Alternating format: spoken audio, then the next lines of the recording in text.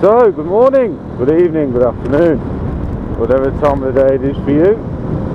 For me, I think it's around about 3 o'clock.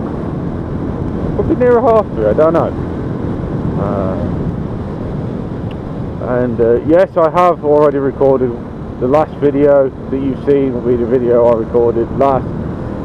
Basically, it's a nice day. I took the longer way home, so I thought I've not been down this road before. I'm taking down here, so we'll go this way. So the last video was 5 things I loved about this bike. So naturally, I'm going to do 3 things I hate about this bike, because I can't come up with 5. I can only come up with 3. So 3 things I dislike about this bike. So the first thing I dislike is the power, or the lack of it at times. At the factory, as I said in the last video, from what I find, this came out with 9 brake horsepower. I couldn't say how much it's putting out now, but I can guarantee for a early 2007, it's about 11 years ago, for an 11-year-old bike, she will not be putting out 9 horsepower. So yeah, as I said, with the sprockets that are on, they're great, and for sort of quick pull-offs, which is great for town riding. But sort of the top end, she will sort of struggle. I've had 80, like I said, 80 on this speedo, but I think I'm more 70, 75. So yeah, the power or lack of it at times can be rather annoying. Because for the CBT you can have 15 brake horsepower, so that would be nice if it had more power.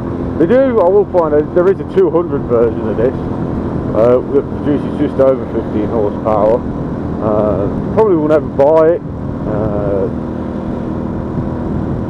but yeah, that is out there. The second thing I dislike about this bike is the way in which you get under the seat. For those of you who don't know anything of this, there's 2 little bolts, one on each side, and you have to take them out, and then the seat lifts off. And it's a bit annoying, really. What doesn't help is the fact that I had used to have 2 12mm bolts, but one of them fell out, which is bizarre, because anybody that's worked with me knows I make sure something's in nice and tight. I make sure it doesn't fall out, but obviously this this bolt has got the better of me, and it fell out, so I replaced it with a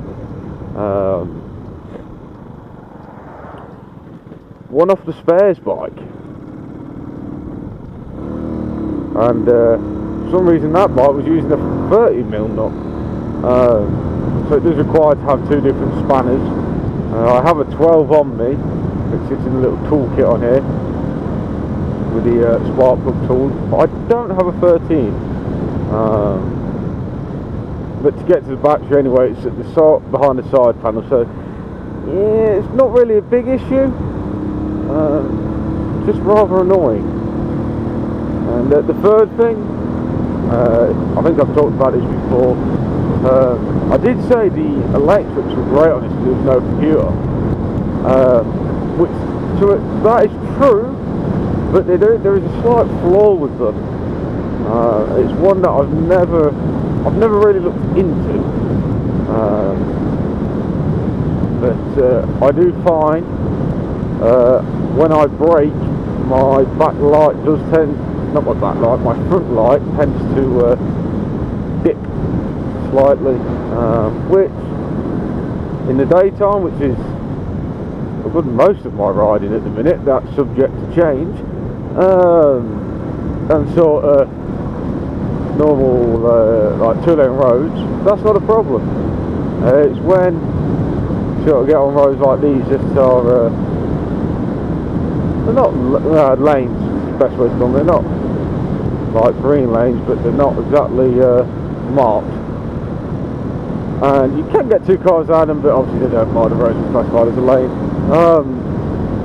Yeah, that can be slightly irritating at times.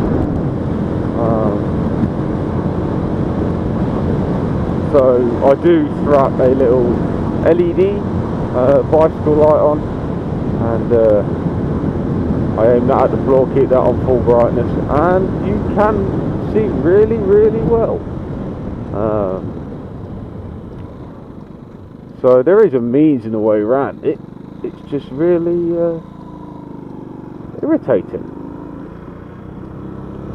So yeah, that's it. Like I said, there's not a lot I don't like about this bike. It's been very, very good to me. It's the bike I learnt to ride gears on, and as I said, I gave it some not abuse, but I wasn't very good with my gears, and it keeps going. So yeah, so that's it. I think I'm lost. I'm very lost, actually. I think I wanted to go under that bridge, but anyway, I shall leave it here, and ride safe, and I'll see you in the next one. Take care.